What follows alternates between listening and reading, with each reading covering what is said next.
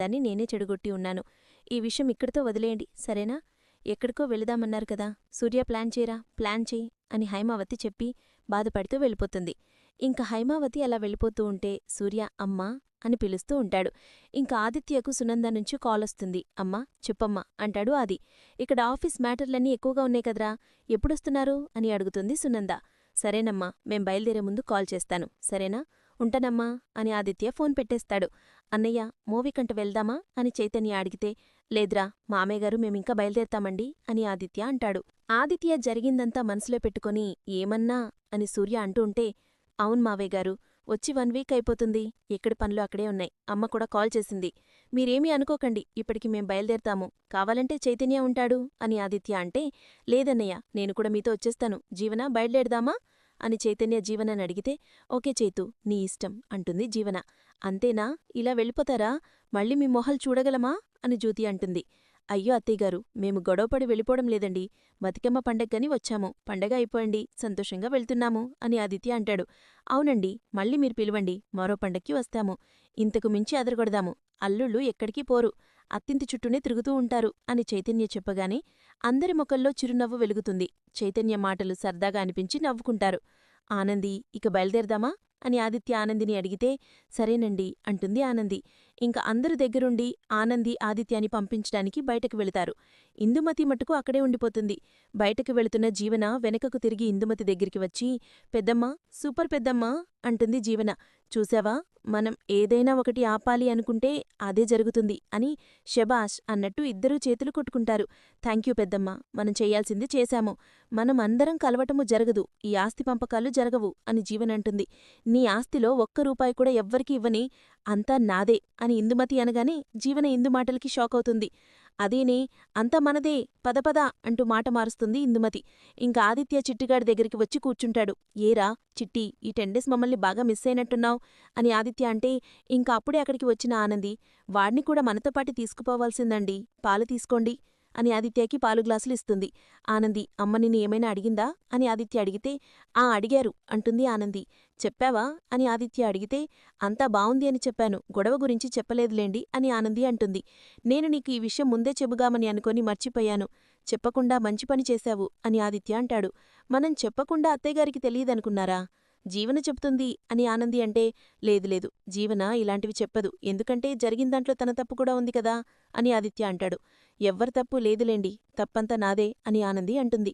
నువ్వేం చేస్తావానంది, నువ్వేమైనా నాకు ఆస్తి కావాలని అడిగావా, వాళ్ళేదో ప్రేమతో ఇవ్వాలనుకున్నారు, నీకు నిజంగా బాధగా లేదా ఆనంది అని ఆదిత్య అడిగితే, ఆస్తి గురించి ఇప్పుడే కాదా ఆదిత్యగారు, నా చిన్నప్పుడు సంధి ఈ పంచాయతీ నడుస్తూనే ఉంది, చిన్నప్పుడు జీవన ప్రాణాలు కాపాడాను అని పెద్దమ్మగారు ఆస్తి రాస్తాను అంటే యామిని అమ్మగారు అడ్డుపడినారు, ఎదిగినాక అంటే నేను లాయర్ అయినాక మరొక పాలు ఇస్తాను అంటే నేనే వద్దన్నారు, ఇప్పుడు జ్యోతమ్మ బలవంతం చేసింది, పెద్దమ్మగారు బాధపడతారు అని తీసుకోనికి ఒప్పుకున్నాను, కాని ఇందమ్మగారు మళ్ళీ ఇంత పెద్ద గొడవ చేస్తారనుకోలేదు అని ఆనంది చెప్తుంది.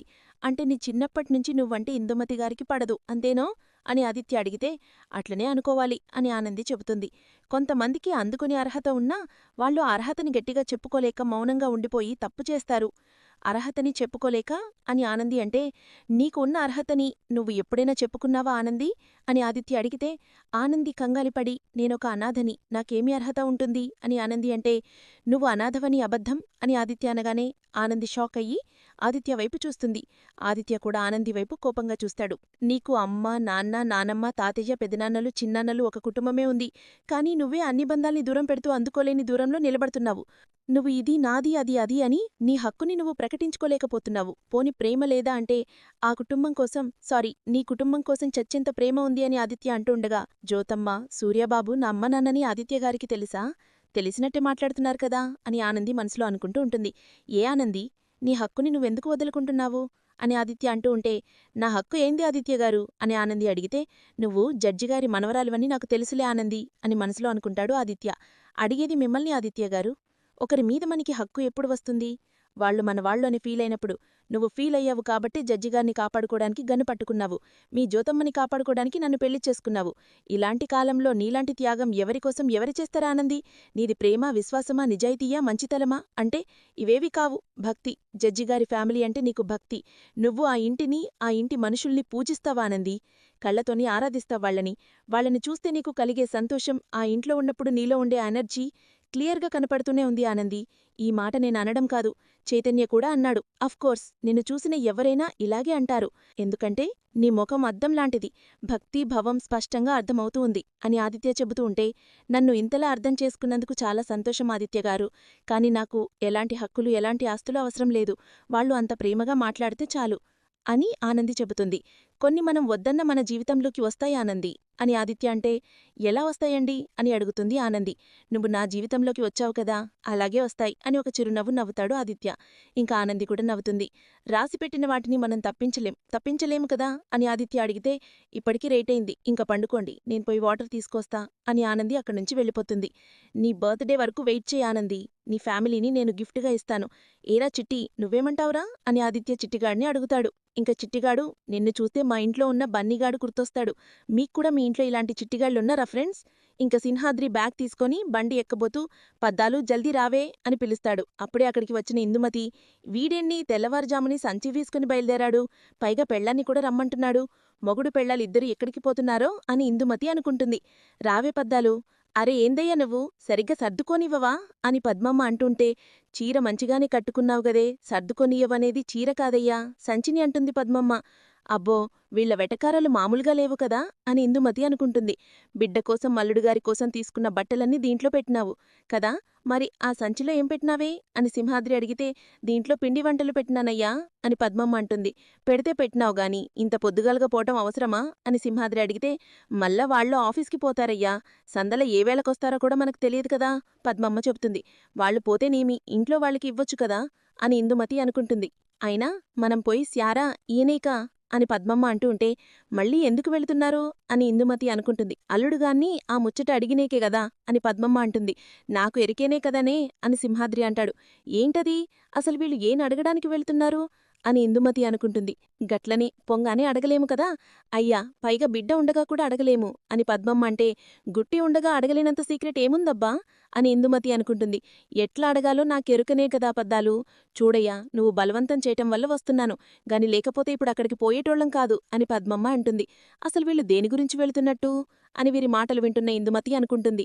ఏమోనే పద్దాలు, ఆ ముచ్చట తెలిసిన కాడ్నుంచి అల్లుడిగారు చెప్పేంతవరకు ఆగుడి ఎందుకు, జరంత ముందుగానే చెప్పమని అడగాలనుకుంటా.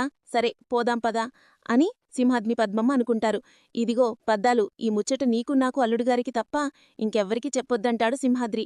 గట్లనే అయ్యా, ముంగట పోదాం పదయ్యా అని సింహాద్రి పద్మమ్మ బైకెక్కి మేలిపోతారు. అసలు వీళ్ళు ఆదిత్యతో ఏం మాట్లాడాలనుకుంటున్నారు?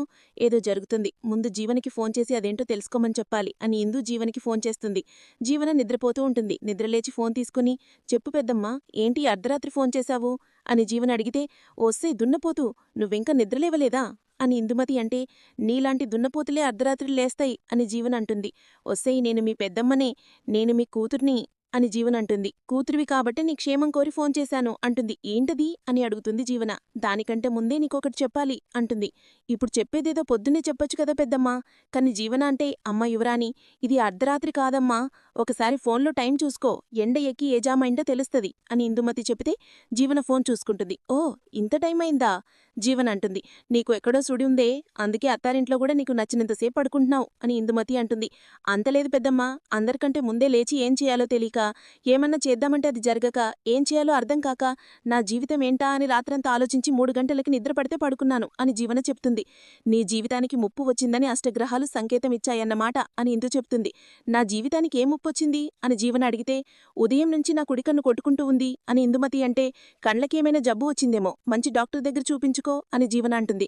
నేను చెప్పేది వింటే డాక్టర్ దగ్గరికి నేను కాదు, నువ్వు పరిగెడతావు అంటుంది. ముందు అది ఏందో చెప్పు పెద్దమ్మా అని జీవన అంటుంది. సింహాద్రి, పద్మమ్మ, ఆదిత్య అల్లుడిని కలవడానికి అక్కడికి బయలుదేరారు. అయితే ఏంటి, అల్లుడే కదా అని జీవన్ అంటుంది. ఒస్సేయ్, ఇది మామూలుగా కలవడం కాదు, ఈ కలవడం వెనక ఇంకా ఏదో కారణముంది అని ఇందుమతి అంటే, ఏంటా కారణం అని అడుగుతుంది. అది కనిపెట్టమని చెప్పడానికే నీకు ఫోన్ చేసింది అని ఇందుమతి చెబుతుంది. కనిపెట్టేంత గొప్ప విషయం ఏమీ ఉండదు పెద్దమ్మా. బతుకమ్మ పండుగకి జడ్జిగారింటికి వచ్చారు కదా, దీపావళి పండుగకి మా ఇంటికి రమ్మని పిలవడానికి వస్తున్నారేమో అని జీవన్ అంటుంది. నీ దుంప తెగ, అన్నీ నువ్వే అనుకుంటే సరిపోతుందా? లేచి ముఖం కడుకొని వానేమనుకుంటున్నారో విని చావు అని ఇందుమతి అంటుంది. నిన్ను అర్జెంటుగా ఈ ఆశ్రమానికో పంపేయాలి అని జీవనంటే, ఎందుకు అని ఇందుమతి అడుగుతుంది. నీకు నీ గురించి కంటే పక్కింటి విషయాలలో దూరడం ఎక్కువైపోయింది అని జీవనంటుంది. నేను ఇలా అన్ని విషయాలలో దూరబట్టే నువ్వు సేఫ్గా ఉన్నావు, లేదంటే ఈపాటికే సాయిబాబా గుడిమెట్ల మీదో అడుక్కుని దానివి అని ఇందుమతి అంటే, ఇంకొకసారి ఈ మాట అన్నావంటే నేను అడుక్కోవటం కాదు, నిన్ను తీసుకెళ్లి గుడిమెట్ల మీద కూర్చోపెడతాను అంటుంది జీవన. నీలాంటి కూతురున్నందుకు చివరికి నాకు ఆగతే పట్టేలా ఉంది అని ఇందుమతి అంటుంది. నీకు దండం పెద్దమ్మా, ఊరికే శ్లోకాలు పెట్టకు. ఆ తొట్టిగ్యాంగి ఇంటికెందుకొచ్చిందో తెలుసుకోవాలంతే కదా, తెలుసుకున్నాక ఫోన్ చేస్తాను అని జీవన చెప్పి ఫోన్ పెట్టేస్తుంది. ప్రొద్దున్నే ఈ గోల ఏంట్రా నాయన, ప్రశాంతంగా నిద్ర కూడా పోనివాయ్ అని జీవన చిరాకు పడుతూ లేస్తుంది. ఇంక సింహాద్రి బ్యాగ్ తీసుకుని బండి ఎక్కబోతూ, పద్దాలు జల్దీ రావే అని పిలుస్తాడు. అప్పుడే అక్కడికి వచ్చిన ఇందుమతి, వీడేంటి తెల్లవారుజామునే ఇంకా చైత్ర మార్కెట్కి వెళ్ళి వెజిటబుల్స్ తీసుకొని వెళ్తూ ఉంటుంది. అదే రూట్లో శ్రీతన్ జాగింగ్ చేస్తూ వస్తూ ఉంటాడు. ఇంకా చైత్ర అలా నడుస్తూ వెళ్తూ ఉంటే శ్రీతన్ చూసి, అరే 2 జడలు కూరగాయల కోసం వచ్చినట్టుందే అని అనుకుంటాడు. అలా వెళ్తున్న చైత్ర ఒక్కసారిగా నిలబడుతుంది. తననెవరో పిలుస్తున్నారన్నట్టుగా వెనక్కి తిరిగి చూస్తుంది.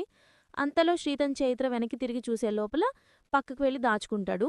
ఇంకా చైత్ర ఇలా అనుకుంటుంది, నాకేంటి రోమియో నా వెనకాలే వచ్చున్నట్టు అనిపించింది అని రోమియోకి కాల్ చేస్తుంది చైత్ర. ఇంకా శ్రీతన్ కాల్ లిఫ్ట్ చేసి ఆవలిస్తున్నట్టు నటిస్తూ, ఏంటి 2 జడలు ఎర్లీ మార్నింగ్ కాల్ చేశావు అని అడుగుతాడు. ఎక్కడున్నావని అడుగుతుంది చైత్ర. ఇంకెక్కడుంటాను, ఇంట్లో ఉన్నాను అని శ్రీతన్ చెప్తే అబద్ధమంటుంది చైత్ర. పోనీ ఎక్కడున్నావో చెప్పు అంటాడు.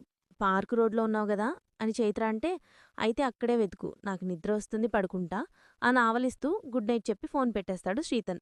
ఇంకా చైత్రకు అనుమానం వస్తుంది. గుడ్ నైటా, ఇంట్లో ఉన్నాడా, నిజంగానే ఇంట్లో ఉన్నాడా, మరి నాకేంటి ఇక్కడే ఉన్నట్టు అనిపిస్తుంది, ఆయన నాకెందుకు అనిపించాలి, ఆ మనిషి గురించి నాకెందుకులే అని ముందుకు కదులుతుంది చైత్ర. ఇంకా అల్లారి పిల్లవాడైన శ్రీతన్ ఇలా వేసి చైత్ర ఎదుట ఉంటాడు. ఇంకా వాళ్ళిద్దరి మధ్య సరదాగా జరిగిన సంఘటనలు గుర్తు చేసుకుంటుంది చైత్ర. హాయ్ 2 జడలు, గుడ్ మార్నింగ్ అంటాడు శ్రీతన్. ఇంట్లో ఉన్నానన్నావు అంటుంది. ఇంట్లోనే ఉన్నాను, బెడ్ మీద హాయిగా పడుకునే ఉన్నాను, నీకు కనిపించలేదు కదా అంటాడు. నువ్వు నిజంగానే రోమియోవి అనంటుంది. ఓకే, రోమియోనే అనుకుంటాను, మరి నువ్వేంటమ్మా, నేనిక్కడున్నాను అని నీకెలా తెలుసు అని అడుగుతాడు. ఎలా తెలుసంటే తెలిసింది అంటుంది. అదే ఎలా తెలుసు అని అడుగుతున్నాను. ఇంకా చైత్ర సిగ్గుపడుతూ ఉంటుంది చెప్పడానికి. నీ చూపులు నా వీపు గుచ్చుకుంటున్నాయి అని అంటుంది. సినిమా డైలాగులు వద్దమ్మా, నీకెలా తెలిసిందో చెప్పు అని అంటాడు. బాబూ రోమియో, అది సినిమా డైలాగ్ కాదమ్మా, జనరల్గా ఒక ఆడపిల్లకి బాగా తెలిసిందేదో, బాగా కావాల్సిందేదో సరౌండింగ్స్లో ఉంటే తనకు తెలియకుండానే తన వైపుకి చూస్తూ ఉంటే తనకి తెలిసిపోతుంది అని చైత్ర చెప్తుంది.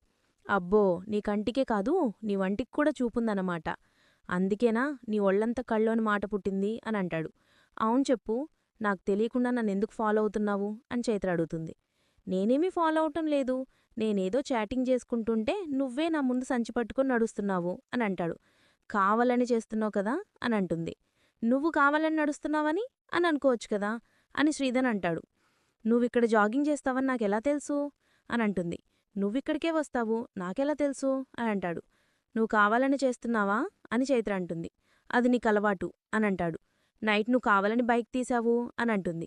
మరి నువ్వెందుకు ఎక్కావు అడుగుతాడు. మేడం గారి కోసం ఎక్కాను అంటుంది చైత్ర. నేను మా అక్క కోసమే బైక్ తీశాను అని అంటాడు శ్రీతన్. జస్ట్లో మిస్, లేదంటే ఇద్దరం హాస్పిటల్లో ఉండేవాళ్ళం అని చైత్ర అంటే, అప్పుడు బైక్ నువ్వు నడపాల్సింది అని అంటాడు. నాకు డ్రైవింగ్ వస్తే స్కూటీ కొనుక్కునేదాన్ని అని చైత్ర అంటుంది. ఎందుకు, ఎవరినైనా జనాల్ని గుద్దడానికా అంటాడు. ఆ పనిచేసేది మీరు అని అంటుంది. నువ్వు సరిగ్గా కూర్చోలేదు, పైగా నన్నంటావేంటి అని అంటాడు. కవర్ చేసుకుంటున్నావా అంటుంది. నాకు అవసరం లేదు అని అంటాడు. మరెవరికవసరం అని అంటుంది.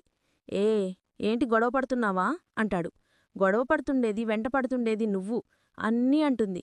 అంత లేదులే అమ్మా, తమరు బయలుదేరొచ్చు, మేమేమీ నీ వెంట పడము, నువ్వే నాకోసం వెతుక్కోకుంటే చాలు అని అంటాడు. నేను నీకోసం ఎందుకు వెతుక్కుంటాను అని అంటుంది. నా చూపులెక్కడో గుచ్చుకుంటున్నాయి అన్నావు కదా అని అడిగితే, అవి దొంగచూపులు అంటుంది. అవ్వా రాముడు మంచి బాలుడు, అలాంటి నన్ను పట్టుకొని దొంగచూపులంటావా అని అంటాడు. ఛీ, నీతో నాకు మాటలే